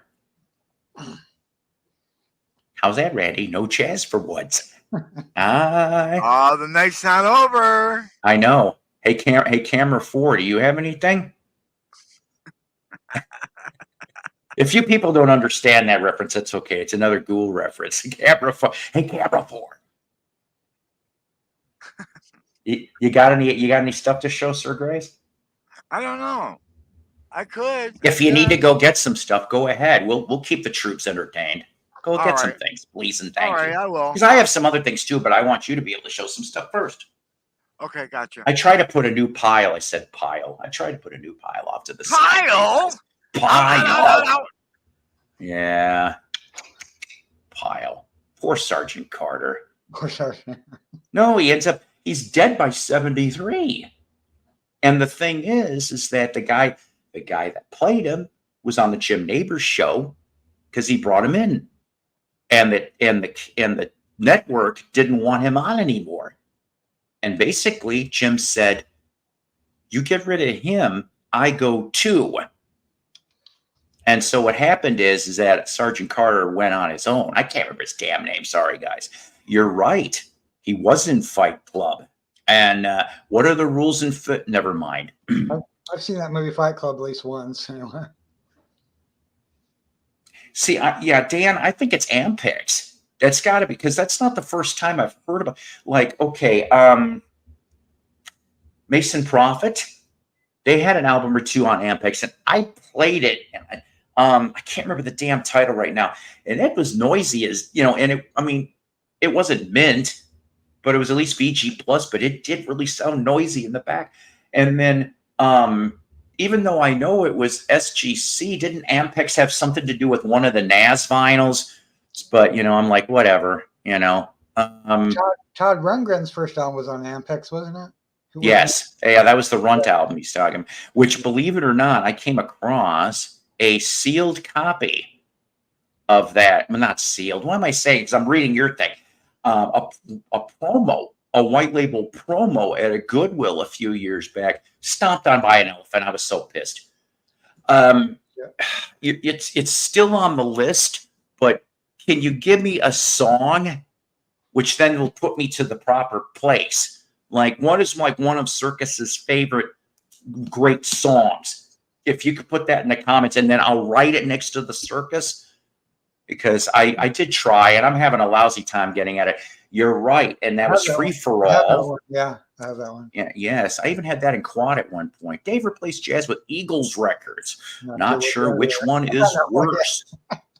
We ought to ask the dude, because the dude abides. The dude abides, yeah. I would love to see Joe Walsh join the other two still alive for the James game. John, I heard that there might be a reunion in the works. but God knows when, because they keep milking this Eagles thing. And I'm going, oh my God. Okay, fine, Henley. You're broke. You need the damn money. This is what I'm hearing. Allegedly, is that Henley may be broke. How could you be broke if, unless you took liberties with all your cash? Now, in the 70s, that would have been one thing. They even said in many different books that they drank, snorted, all kinds of things. But it's 2024 now. Didn't you guys sell your catalog too? How could you be broke? I guess it's none of my damn business, but yes, I'd love to see Joe Walsh join the James Gang again. At least like put out a greatest hits again and put a couple new tracks. That would be nice. Yes, Free for All. He was on Free for All, along with Cat Scratch Femur. as my former fiance's daughter used to say. Yes, thank you, Frank Sutton. That's the name I'm not really with it, guys. Same here. Paul, I love the amount of musical knowledge in your brain. Who do you think would win in a music trivia contest? Oh, God. It's, I'm going to tell you something. If it has to do with obscure 70s, 80s, Schnee would win hands down. I'm going to tell you that right now, because, I know a lot of obscure stuff, but no, I would say probably it depended on the category. But I think if it was like rarely known 70s and 80s, he'd win. He'd beat the shit out of me. I maybe would get a couple points, but he would win every time in those categories. As far as some of the other ones, I don't know. Maybe we'd be dead even on some other categories. Seriously, that guy, I don't think I really have known anybody, truthfully, to have as much knowledge as that guy does. And I am proud to say that he is a compadre of mine, and I really dig him. Yeah. I like him. I have seen a little bit of Schnee TV. It's interesting. I'll give him that. But Schnee obviously has a lot more experience and a lot more, under his belt. And maybe it's because I just didn't have enough ambition. I don't know. I'll admit it. Dwayne Allman played on some. Did he? I did not know that, if that's the case. Now, saying that is hopefully, I'm trying to get John Michael Talbot. Okay. I looked up his website. I'm going to have to go through public relations. I can't believe he's got a public relations, but it has to do with his organization. He has a monastery. He also has a ministry that happens to, they're a nice ministry. Okay. But it's a ministry monastery. See, say that 5 times fast. But I would love to talk to him about Mason Prophet stuff and his solo career. He put out a new album earlier this year. John Michael Talbot did. That's like his 50-something solo album, or 50-something album, at least since he started with Mason Prophet. When up in the Chicagoland area, certain FM stations would play Two Hangmen. That's how I knew about Mason Prophet. But there's certain albums I'm looking for, like Bareback Rider, and there's at least another one. I even have that Talbot Brothers Reborn, which I'm told is not that easy to find, but I have it. Yeah. And Terry Talbot tried to create reunite Mason Prophet in the Wisconsin area, I guess. He actually moved to Wisconsin for a little while with, oh my God, who's the pedal steel player? He was in Manassas. Herb Peterson. Yeah, Herb Peterson joined for a little while. That's what I've heard too. Cat's out of the bag. Yeah, I'm not going to pay $1,000 to watch any guy lip sync. Try the song Stop, Wait, and Listen and When I'm Gone. I'm assuming this is Circus we're still speaking of. Stop, wait, and listen. And When I'm Gone. Okay, I'm back. All right. We are talking about all different kinds of things. All different kinds. Cool. Yeah, like James Gang, and Meatloaf was Eddie in the Rocky Horror. That's right. Schnee TV. Grateful Dogs. What's up, children? Hey, dog. Going to do a Primus and Indy. Great. I like Primus. My Patrick name is Schnee and what? Grant are all in competition to see who can do the most shows in a week. See, Right. I'm not going to do more than twice a week, nor do I care to do more than twice a week until I get semi-retired. Then I might do a third, but until then, it's Right. 2 a week. Grant's Rock Warehouse does do a lot of shows. Now, I will say this. I probably actually am maybe in the next month or two going to jump to the next level of StreamYard, which would give me more time. I could record some stuff, and that's where I may actually do some of my reviews, because it's a lot easier than trying to film them. I can just film them on StreamYard and then release it that way, and that's fine. Do you have the Amboy Dukes album Migration? I don't think I ever came across that. I had Journey to the Center of the Mind. I think, didn't they do like something called Anthology or Greatest Hits or whatever? And then I had Tooth, Fang, and Claw. I actually came across some of those many, many years ago. Billy Strings coming to the Dwayne Anthology is good too. Yes, Randy. Migration is great. I'll have to look into that album. I'm trying to remember what's off of it. Anytime I ever think of Amboy Dukes, I think of Ted Nugent. Well, yes, Ted Nugent, but of course, what happens to Rusty Day? Yes, boy, Rusty ended up with a bunch of nefarious people. I don't know if you guys know the story of that nonsense. So he was in Amboy, and for some reason, he also was in Cactus before they broke up. That's how he landed with Son of Cactus, which was, yes, there was one Son of Cactus album with Rusty Day. Shortly after that, he gets killed. That's a situation. Very much. And they say that, of course, it was drugs, allegedly. Yes, and that is another fine release. So I'm just catching up with all the comments before we see what Jeff has got. Yes. That dream. Yes. I would love to find that set. I don't think I've ever come across one.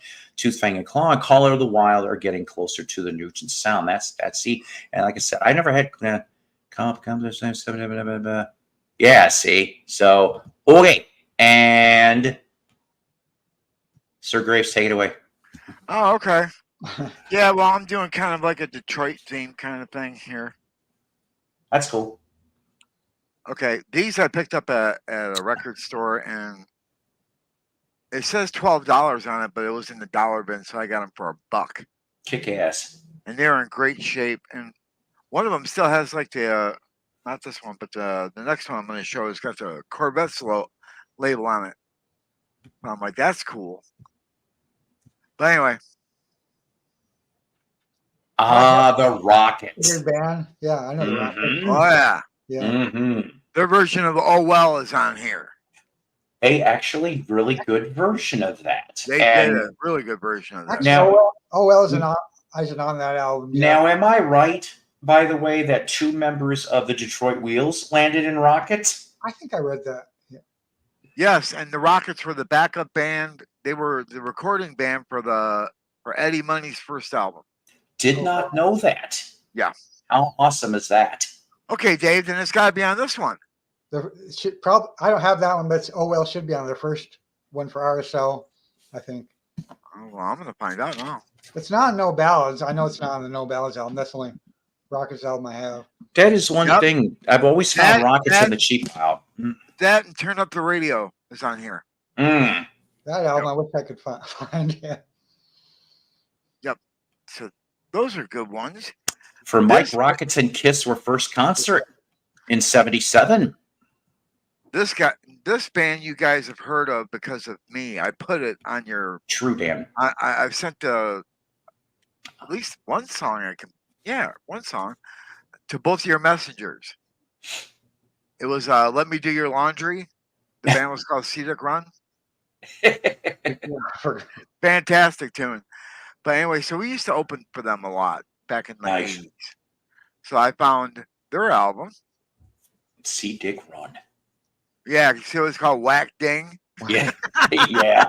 Yes, metal mastering sticker on Yep. there. DMM. So I found that on Discogs. Nice. That was cool. And that was sealed too. So that was really neat. Oh, wait, I got to show. Oh, yeah, here we go. Only because Paul brought this up on his Facebook page. Uh-oh. But back in Detroit during like the late 70s and 80s, the radio station WRIF, Ah. they had JJ and the morning crew. Mm. And the morning crew actually consisted of one guy named George Bear. And he did all these voices of different people. So the one mainstay was Dick the Bruiser. Right? Yeah. Dick the Bruiser. That's how Dick the Bruiser ended up on I love it. I love it. Meet the Bruiser Band. But they do a bunch of cover songs. Good shit. Yes. Yay, Dick the Bruiser. Yep. Had to show that one. This one, oh my gosh, I got this recently. This is like one of the most expensive albums I bought, since coming back to vinyl. But I had to have it because every used version I've come across are all like shit. Jeez. So this one just came out, I guess, within the past 5-6 years, I guess. Randy's saying WR. Oh, there you go. It's alive. I paid $32 for this damn thing. But hey, the sound is mint. Wow. And what a great show. Damn. I'm not gonna lie, I've never come across any Ramones vinyl in the wild. Not once. And that kind of surprises me. I do, but it's usually chewed up. Mm. And I'm not into that. Oh, here we go. This guy is from Berkeley, Michigan. Not too far from where I grew up, actually. Nice. Oh, Crenshaw. I have one of his albums, not that one, but his first one. Cool. Yeah. I got his first one, but I figured I'd show. I wish I had some more by him. I never come across any other albums by him. Didn't he put out a new one not too long ago, like in the last year? Yeah. Nice. He's also going to be on the new Smithereens one, if I'm not mistaken. Ooh, kick ass. That'll be nice. Yep. Him and the lead singer of the Gin Blossoms. Oh, all right. Share lead singer duties with that band now. What's his name? Robin? God, I can't remember his name. Damn. That's what you get for getting old. Original Chic, no. Iron Chic, yes. Iron Chic, for Dan. Oh, saw this at Walmart the other day, so I had to get it because I think Walmart's getting rid of all their vinyl. I think so too. I'm beginning to suspect this. So I got this one for $15, and I could not complain.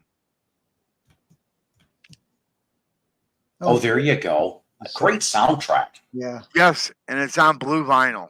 Nice. Cool. So I thought that was cool, so I had to get that. Hey, $15. Can't beat that. She caught the Katy, left me a mule to ride. There we go. Of course. Yes. Yeah. And it's got the hype sticker. That's sweet. That's another album I don't have. Look at that. Talking in Your Sleep, yeah. Sealed for your protection. Yeah. Nice. It's like a record condom. It's a record condom. Because you just never know. You know where people's hands have been. Yeah, especially if they're romantic. Yeah, damn right. Check this out. Oh, there you go. Let's see that rolling paper. Yep, it's in here too. Yay. I'm gonna pull my old socks and stuff. The only time you're ever going to hear on a Psychoplatter episode me going yay to rolling paper. Yay! I got mail. Yay! Yay! You go, lady. Oh my God! Was that it, my good man? That's it. Yay! Not to that, but to all the albums you showed. Yay! Wasn't it like Crank Yankers was the guy? Yeah. Yes. The Sheik ran his own promotion in Special Detroit. ed. So it was hard getting the belt off of him. Oh, I bet. Anytime you're the one that runs the damn thing, like, okay, local here, Ozark Mountain Wrestling, Rogers, Arkansas. Okay, Ivan Warsaw, who used to be Knuckles Madsen in NXT. Okay, so he had like 2 years in the WWE. And he came out here. He's got a gym he owns and things like that. So they're bringing in, if you're a fan of TNA wrestling, or TNA, I know I love TNA, or even the Rolling Stones song TNA off of Tattoo You. No. I'm going to leave you. Thanks for having me. Oh, what? All right. Yeah. I'm glad you popped on by and showed all the goodies. That didn't sound right, but I know where I'm going. Thanks for coming on here, Dave. All right. Later on. All right. Oh, and hey, cave dwellers, indeed. Was that you Kimba? You could put that $1 billion, yes, Kimba, you could put that $1 billion bill in the big rolling paper. Yeah. You know, that is my favorite. Probably, well, School's Out and $1 Billion Babies are my favorite Alice Cooper band albums. Okay. But only once. Love it to death. I love too. True. But only once have I ever seen the $1 Billion Bill. And unfortunately, they wanted way too much. Most of the time, it's all punched out. Cheech Chong the Run saw Cheech Chong at 72. Now that's pretty damn cool. Hello there, dear. Hope you're doing very well. Kimba and Kimber. Yes. She's gorgeous. She is gorgeous. Damn it, what were we talking about? I don't know. We get rambling. I don't know. Shit. See, this is what happens. Anybody give me a clue what we were talking about before we oh well. Because I got off track. I went $1 Billion Bill and then the rolling paper and Kimba and we talked about Alice Cooper. Is what you thought were his 3 best albums. Oh. Yes. You were talking about the $1 Billion Bill, how you've never seen it. Oh, yeah. I mean, like I said, only the one copy, and it was ridiculously priced. I was watching a Melinda Murphy video recently. You know, and she had gone to a record fair, and she got a copy of School's Out that had the panties. Who did? Melinda Murphy. Oh, okay. So I was like, I've never seen the panties on the record before, ever. So no. That was really cool.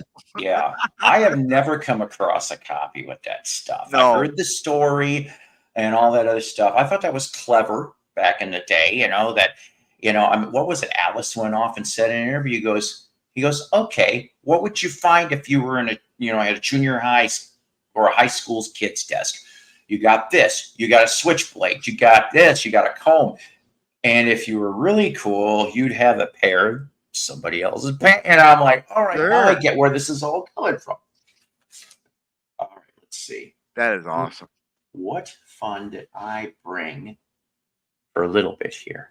I don't care if Kimba's a truck driver. Hey, that's fine.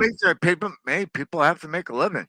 That almost reminds me of that Bob and Tom skit. Oh my, something about the guy goes off and he's calling the 900 number. But like he's gay. And the other guy on the line is like, the trucker, he goes, even though I'm not, he goes, I'm something about a trucker clock. And I'm going, I had to look this up, and then as soon as I saw what the trucker clock was, I laughed my ass off because I'm going, never mind. You guys are going to have to look it up if you want to see it or hear it. I mean, hi, Jeff Dan Fox, all that. No panties. I got the album in copy 2 was a Mexican import, but that's still cool. I had one before the panties back in the day. Nope, never had it. Nope. Randy is a trucker groupie. He just might be. I think. Is he a lot lizard? Really? Yeah. I've heard a lot lizards. Yes. I've never seen any out in the wild, but hey. No, I've heard a lot of stories from a lot of truck drivers. What was it? My ex-roommate Pam, I kind of miss her sometimes. I hope she's doing all right. She worked at a 24-hour truck stop down south. Was it south or in Michigan? No, south. Like southern Indiana or towards Florida. Somewhere between Indiana and Florida, damn it. And it was 9. And there was, I couldn't believe this. Twice she had to deal with dead hookers. Once was in the shower room. I believe that. And I'm like, what? I mean, and she said, Paul, they pay, get the key, blah, blah, blah, blah. We would leave them alone. We would leave them alone because we were 24 hours. We didn't go off, and it's like something about you had to pay to get, to get the key. And then you got some of the money back when you got the key. Well, then after a while, she's like, what the hell? And they had like a dozen or 15 shower rooms. This place was big. And that's how they opened it up the door and found her dead. She just was sprawled out dead. And I'm going, what the hell? And then there was another time. It wasn't an 18-wheeler. It was a cab of an 18-wheeler. Right. Okay. It was sitting there for 3 days in our kind of weather right now. Baking. Ooh, the smell? She ended up, she took it among, because she was semi-tough. She wouldn't put up with people's shit.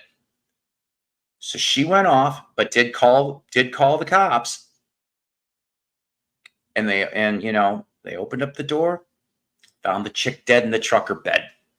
And she was there for 3 days, possibly 3 days dead. And I'm like, imagine. I have to put a mask on. Oh. No matter what you did in your life, it's too bad. Aaron, how you doing? One of the coolest people out there.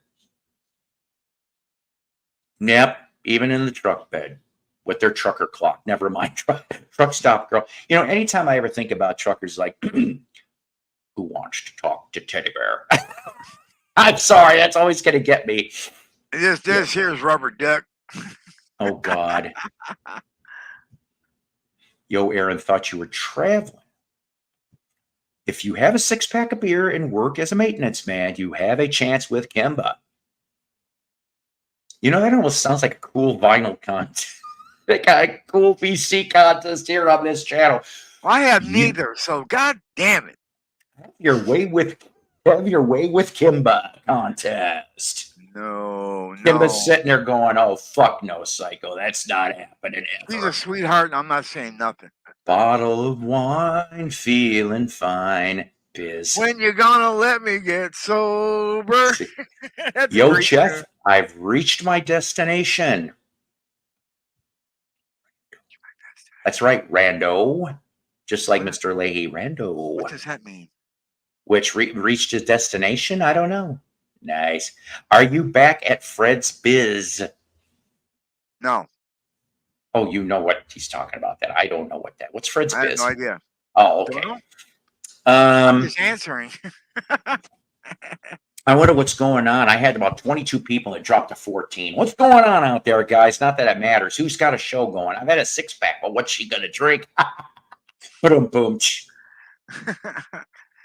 Hey, Paul, did you see that picture I sent you of me and the ghoul? Yes, what a cool picture. See, I'm jealous about that. I really am. I have one picture of me and my son John with Sven Gulli. He only ever came out here to McHenry, which was the town I went to high school, McHenry, Illinois. And it was a comic book shop that no longer is there. They when the what I call the OE Obama economy of 08 is what killed them, pretty much, right? That first part. And yeah, I think they were gone right in 08. So they lasted about a good 20 years, actually. And it was a decent crowd to see Sven. And he was nice and cordial. And I'll have to pull the picture sometime because I had a concept of what I wanted. The picture. I'm in the general vicinity, Randy. Okay, so see, Aaron is near Randy's. Is Berwyn close to Chi-Town? You kind of have to take the expressway to Berwyn. them and their mushroom parade. That kind of sounds kinky, but that's really, they have a mushroom parade every year. So I'm going to make myself big. Okay. I just pulled these random. I know it's been a long time. I don't know the last time. So anyways, somebody was showing us. I rarely ever have sealed records. And I don't know. Oh, hi, Toby. I hear you. I don't know where you're at. But I have still sealed Mike Nesmith Live at the Play from 1979. With the hype sticker Roll with the Flow. I ended up finding this thing dirt cheap, just like this. Yeah, it does have some ring wear. It probably looks a little more worse on camera than it really is here.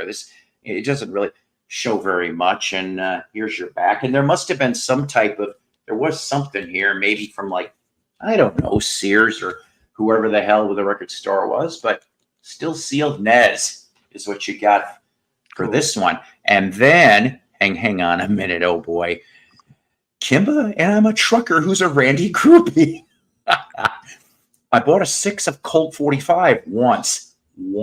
Isn't that horrible shit? I had it in the 80s myself, along with Olympic Malt. Never mind. Oh, my gosh. Are you at Kimba's biz? And then we go from Nez to Naz. Now, I wish this was OG. It's not. This is Rhino reissue. I only have the first album. Well, open my eyes. Yes. And of course, I love it that Rhino also put it out like this. This is in near minty vinyl. And I need to find an OG of this and Nas 3, which is basically Nas 2 leftovers, but so what? I don't care. Supposedly somewhere there is a tape of a Nas show. That is what I heard.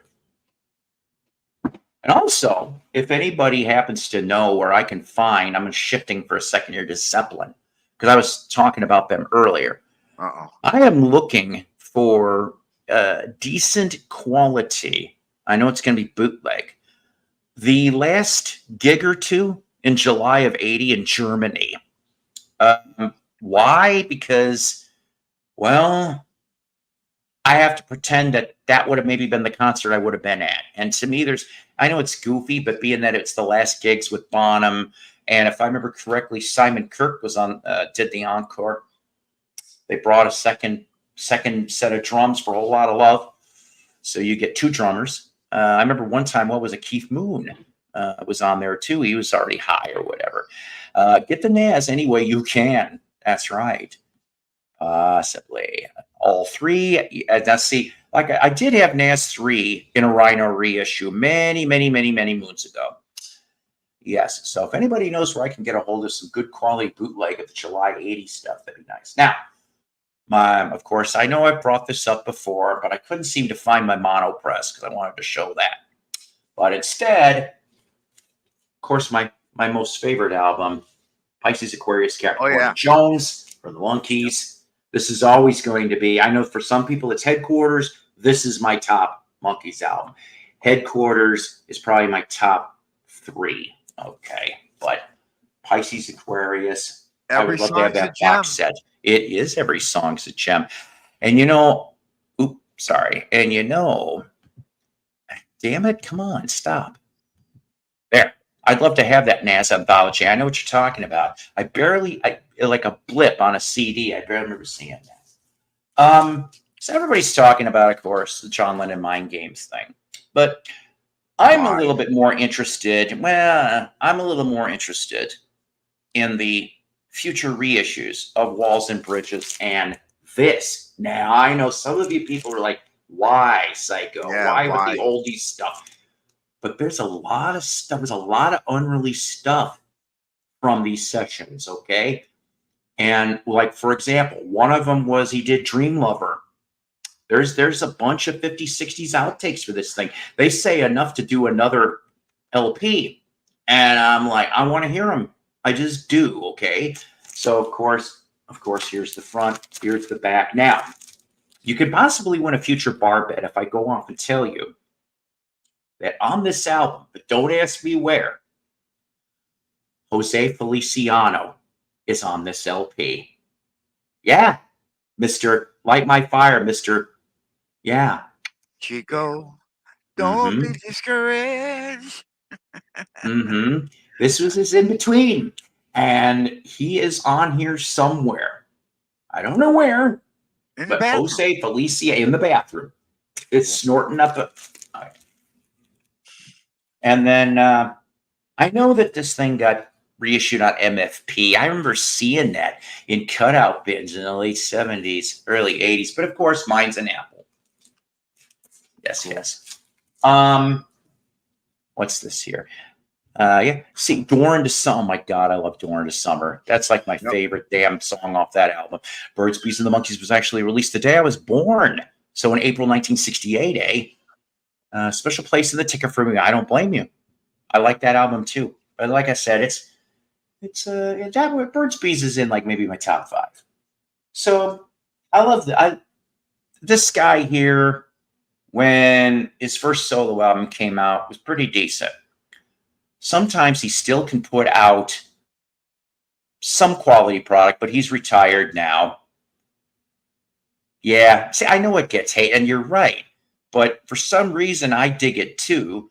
I think at one point or another, I didn't have it brand new, but I did buy it in the 70s, like maybe the late 70s. And I don't know if mine was on Apple or MFP. I can't remember. But this one here, he was on a different label. This is a gold stamp promo. His first 2 solo albums are on A&M Records. But towards the latter end of the 80s, Dennis DeYoung's Boom Child on MCA.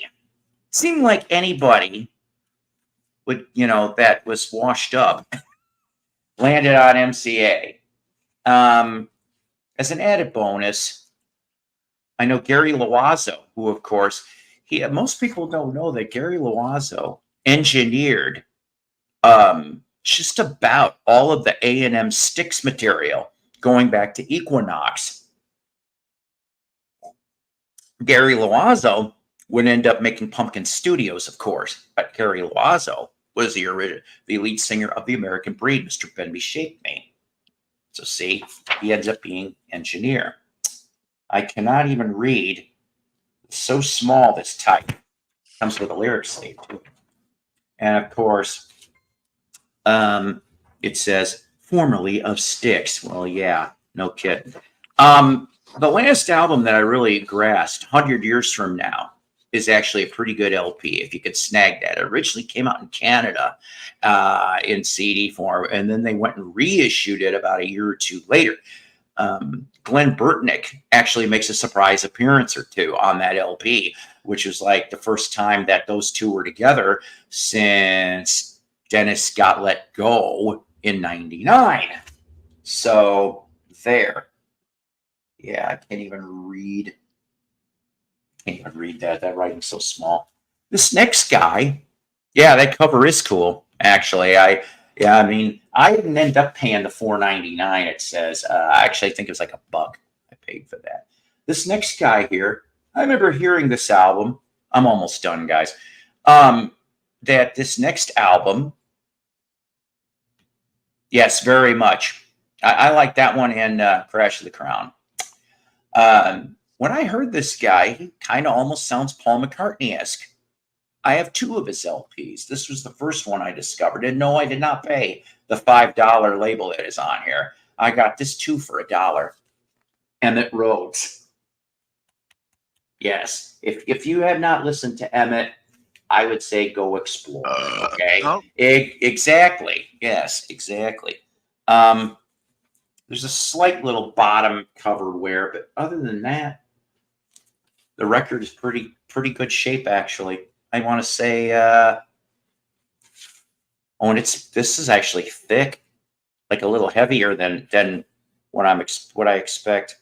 But yeah, near mint, I'd say. What in the heck, boy? Okay, wait a minute. There's something there's something written in the dead wax. What the hell? Recorded? Oh my God, I can't. It's like artwork mixed with words. Recorded. I can't even. Wait a minute. It's in real weird scroll writing. It's strange.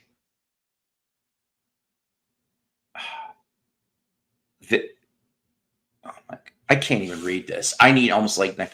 But that's funny. That's funny. But yeah. So look into Emmett. I think he's dead now, but like he was around for quite some time. Fresh as a daisy. Yeah, like I said, that one I'm trying to look for now, and along with Hard Stuff's Bulletproof. The double-sided R.L. Emmett Rhodes. I feel like an idiot. Double-sided R. Really? Ludwig did that? Good. Yeah, I'm not getting rid of it because I love. The other Emmett that I have is a blue cover. Maybe somebody could tell me what the hell that one is. The only Emmett I have is Emmett Otter's Jug Band Christmas. Yeah, kind of like calligraphy in the dead wax, sort of. And then no, wait a minute, I lied. I got two more. One for the metal people. I'll show that at the end, though. Oh, you're funny. Anyways, this one here probably is what got this band an early 70s hit. They used to play it on FM radio in Chicagoland every so often. And truthfully, this is probably the first song pre-mid 70s popular. Yeah, very strange cover to Fleetwood Mac here. Very, very strange. But Hypnotized. I love even the Bob Welch era. You just got to. The man was a minor genius, in my opinion, and that he managed to last 3 years, 71 to 74, with them, and then went to do his solo stuff, which I love those solo. Oh, and Paris in between. I can't forget that. Yeah, they played that, believe it or not, on Walmart radio yesterday. I'm like, I haven't heard this in a while, and I can't remember. There's a couple of Fleetwood Mac members that play. Mick Fleetwood plays drums on that, and I want to say either Christina or Lindsay sings background on that. What is in this thing? There's something else in here. Oh, Panties. No, they're a thingamajig. Oh. But yeah, I'm so sorry to disappoint you, sir. But I want the red ones. Oh my God, that's too funny. But yes, so and if I remember correctly, I think it's this album where it ends up. Is it this one or they replaced one of the tracks for some reason with a cover of the Yardbirds for Your Love, which I'm like, why? I don't get it. It's a hit, and it didn't. The band Mayday? You got me on that. See, Dan, you guys come up with all kinds of fun stuff. I'm gonna have to try and write this down too. Mayday, Chicago band, and I never heard of them, and I'm from that area. But see, there's a lot of bands I still don't know about. I was talking with somebody the other day that's moving to Zion, Illinois, from here, and I go, home of the Shoes, and Local H. Yeah, both from Zion, Illinois. Yes, great drumming on Hypnotize. I just like it. And I'm like, wow, what a great way. And that little trippy guitar. It's cool, strange. I picked that up a few months ago. See, I think I've got all the Welch stuff. That Heroes Are Hard to Find is a creepy friggin' record cover. I know it's Fleetwood's daughter, but she's, come on. Yeah, Ebony Eyes, Sentimental Lady. Yeah, exactly, right? Christine McVeigh, Come a Little Bit Closer, gets me every time I hear it. All right, for the metal people, there's a lot of metal records I haven't shown you guys lately. I don't know why. But once again, it's a combination of sources. Either the Dead Grandsons record collection from Marengo, Illinois, or down here, there was another pile of metal I found. So anybody that would know this band, this is an import, an English import. I don't really know a lot about these guys, but I think it looks like they may be from St. Louis. All right. Tank. This means war. Here's the front. I know. Look at the cover. This strange cover. It almost reminds me kind of a little in style about the Black Oak, Arkansas album, If an Angel Came to See You. It kind of has that little round thing sort of. But look how metal they're trying to be. Tank from St. Louis. And then your vinyl, just a plain white sleeve in this, by the way. But it's on, Music for Nations. I've heard of Music for Nations. This would be 1983. So I picked these up for like, I'm not kidding, $1 or $2 a piece. And most of them are near mint. I'll say that right now. So that's it for the vinyl showing from me anyway. Okay, Paul, I'm gonna have to get out of here, man. You know what? I understand that. I'm almost ready to wrap things up. I really appreciate everybody being here. And I love you guys. We're gonna shoot for Saturday. I don't know. Maybe I'm off Saturday, so yep. I'll be here. Good. Okay. So I'd like to thank, like I said, you and Dave and everybody here watching. And Tanker from the UK loser list says, okay. I don't know why it said St. Louis for an address. Good. Thank you. Like I said, I was kind of surprised. Good. Mello's here. I'm sorry, buddy. Maybe come on Saturday. I'd love to see you, Mello. Motorhead and Tank were like Motorhead, but a lot younger. May have been yes. And yes, evening, everybody. Everybody take care. Even Kimba says take care. Even Randy. But yeah, take care. God bless. Rock on. Remember, ladies and gentlemen, always power book off each and every time, because this is the Mighty Psycho promise. Like and subscribe if you feel inclined. More fun coming in the summer here, guys. Try to stay cool. 95 degrees. Gross. All right. Bye, guys. Bye.